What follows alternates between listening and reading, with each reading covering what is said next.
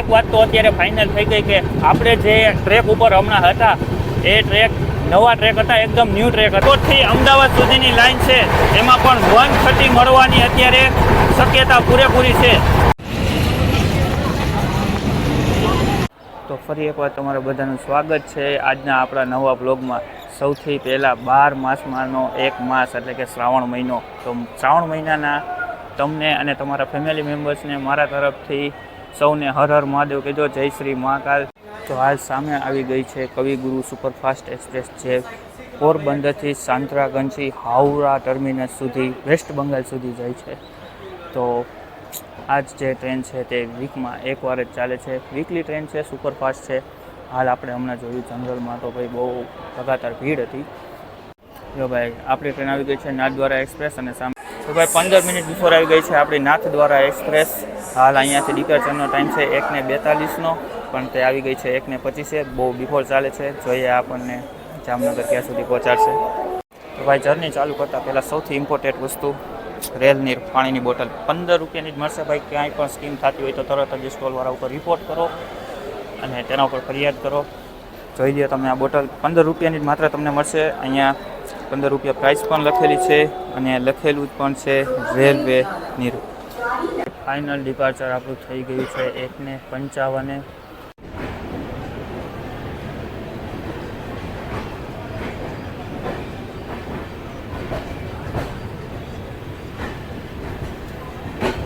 WDG4 diesel locomotive તે 4 વાગે ઉપડે છે. પોરબંદર રાજકોટનો રેક છે હાલ તો, પણ હવે અત્યારે રાજકોટથી પોરબંદર જશે. અને એમાં મેં તમને આગળ જે બતાવ્યું WDG4 ડીઝલ લોકોમોટિવ તે આમાં જ અટેચ થશે. કેમ કે હું હમણાં ગયા વખતે એકવાર આવ્યો હતો ત્યારે એમાં અટેચ થયેલું હતું.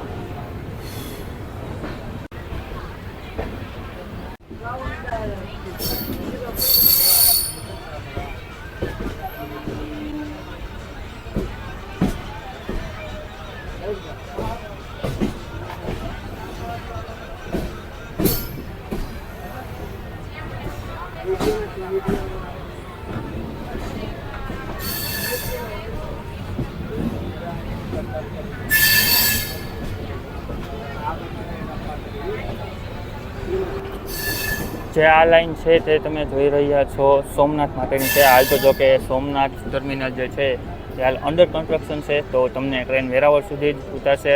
જો તમારે સોમનાથ દાદાના દર્શન કરવા જવું હોય તો તમે વેરાવળ ઉતરી શકો છો અને ત્યાંથી તમે રિક્ષા કે ટેક્સી પણ કોઈ પણ કરીને તમે ત્યાંથી જઈ શકો છો સોમનાથ દાદાના દર્શન માટે.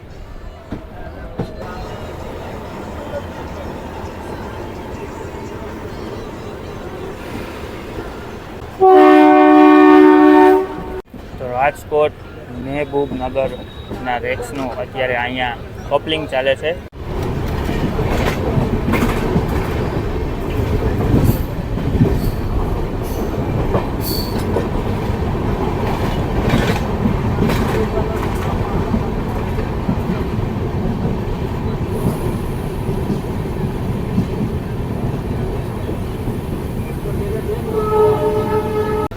આ રહ્યું રાજકોટ શેડનું ગુડ્સ યાર્ડ. અહીંયાથી અનાજની કે જે કંઈ પણ કોઈ ખાવા પીવાની વસ્તુ છે, માલ સામાન છે. હાલ તો સામે ડબલ ટ્રેકની અપડેટ માટે આલ્કો એક ઊભેલું છે. તો હાલ અહીંયા 3 ટ્રેક હતા અને ત્રીજો ટ્રેક છે તે અહીંયા થઈ છે સમાપ્ત.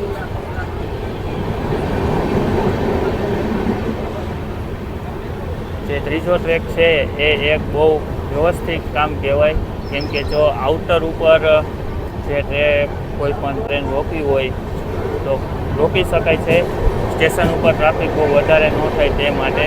હાલ તમે આ કર્વ જોવો એકવાર, બહુ મસ્ત છે કર્વ.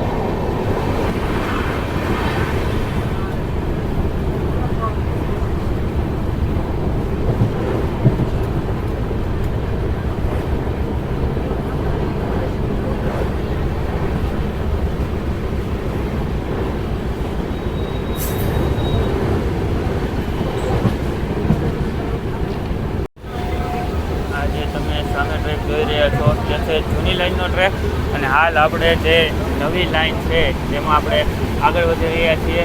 જો ભાઈ તો આવું કંઈક અત્યારે ફૂલ જોરશોરથી કન્સ્ટ્રક્શનનું કામ જે છે ડબલ લાઇનનું જે ચાલી રહ્યું છે.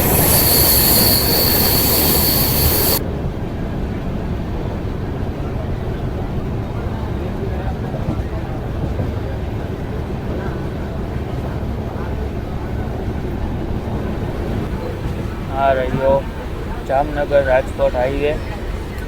હાલ 35 સુધી આપણી સાથે સાથે રહેશે, પછી આપણે અલગ પડી જશું.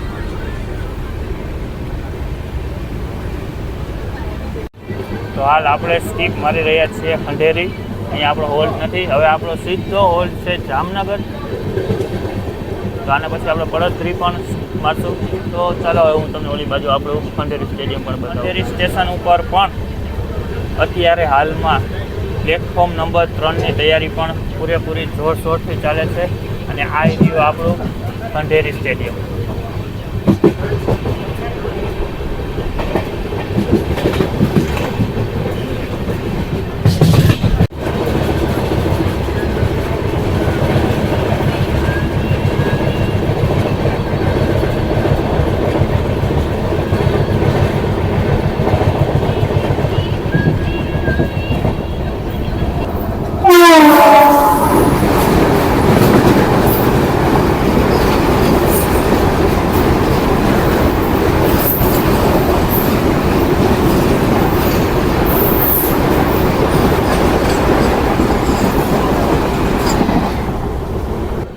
સાવ ધીમી ગતિએ હાલ 10-20ની સ્પીડે આપણે સ્કીપ મારી રહ્યા છીએ વડોદરી સ્ટેશન. તો હાલ વડોદરી સુધીનું કામ કમ્પ્લીટ થઈ ગયેલ છે અને અહીંયા બીજા પુલનું પણ કામ થઈ રહ્યું છે. હાલ ચાલુ જ છે, અંડર કન્સ્ટ્રક્શન છે.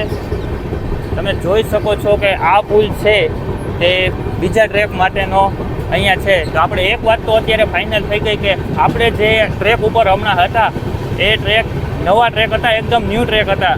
આપણે જોયું સામેથી વેગ 9ની પણ આપણને માલગાડી સાથે ક્રોસિંગ જડી અને પડોદરી સુધી એકદમ વ્યવસ્થિત રીતે અત્યારે હાલ ટ્રેન પણ ચાલુ જ છે. તો પૂરેપૂરું અત્યારે અહીંયા કામ થઈ ગયું છે પડોદરી સ્ટેશન સુધી. જો ભાઈ અહીંયાથી ટ્રેક્સ પણ આવી ગયા, બ્લોક પણ નાખી દીધા છે, ઉપર ટ્રેક પણ આવી ગયા છે. એકદમ નવી લાઈન.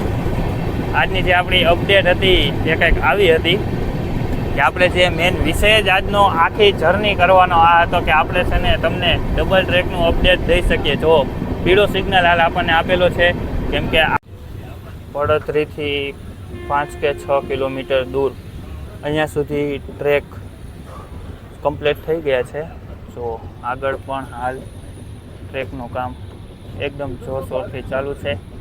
પડોદરી સેક્શન સુધી જે ડબલ ટ્રેકનું કામ છે એકદમ વ્યવસ્થિત પૂર્ણ થઈ ગયું છે અને હાલ તેમાં આપણે જોયું કે ટ્રેન્સ પણ અવર જવર કરી રહી છે. જો ભાઈ મેં તમને જેમ કીધું હતું કે આ હાઈ રાઇઝ સેક્શન છે. જો તમે આ વેબ 7નો પેન્ટોગ્રાફ જુઓ, એકદમ હાઈ છે અને હાલ આપણી ક્રોસિંગ થઈ રહી છે ઓખા દેહરાદૂન ટ્રેન સાથે, જેને હાલમાં જ નવા LHB કોચિસ આપવામાં આવ્યા છે. તે 1 વર્ષ પહેલાં તો ICF કોચમાં ચાલતી હતી, પણ હાલ તેને પણ નવા LHB કોચિસ આપી દીધા છે. મતલબ કે એની સ્પીડ પણ હવે 130 કિલોમીટરની ઝડપે ચાલવાની થઈ ગઈ છે.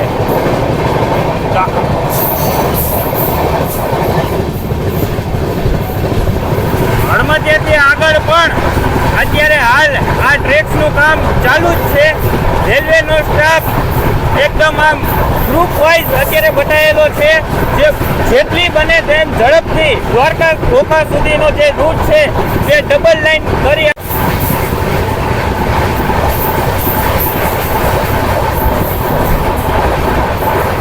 તો ભાઈ રેલવેનો સ્ટાફ એકદમ દિલથી જોઈ લો ભાઈ, એકદમ દિલથી એનું કામ કરે છે અને ડબલ ટ્રેક્સનું કામ જે છે એ પૂર્ણ કરવાની તૈયારીમાં છે જામનગર સુધી.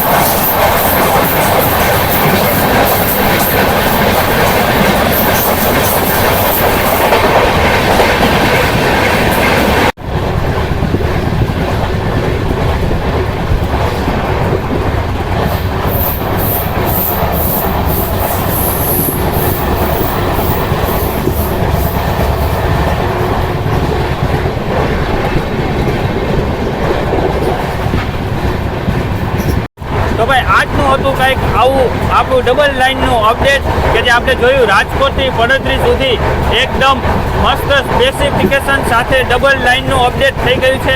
આપણને સામે ટ્રેનની ક્રોસિંગ પણ થઈ અને આ એક સેક્શન છે તે હાઈરાઇઝ સેક્શન છે અત્યારે હાલમાં.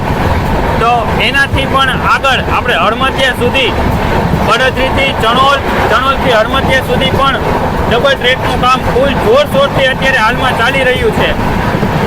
તો આ હતી આજની આપણી ડબલ ટ્રેકની કંઈક આવી અપડેટ.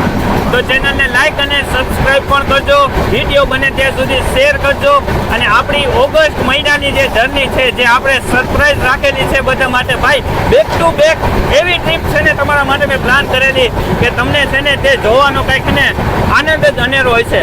તો ચેનલને લાઈક અને સબસ્ક્રાઈબ કરી રાખજો, મારા સાથે જોડાયા રહેજો. નીચે ઇન્સ્ટાગ્રામ આઈડી અને ત્યાં પણ તમને બેસ્ટ રીલ્સ જોવા મળશે. તો ચાલો હવે આપણે મળીએ ઓગસ્ટની જર્નીમાં. ત્યાં સુધી બાય બાય. શ્રાવણ મહિનાની તમને અને તમારા પરિવારને સૌને હાર્દિક શુભકામનાઓ. ચાલો, જય શ્રી મહાકાલ, જય દ્વારકાધીશ.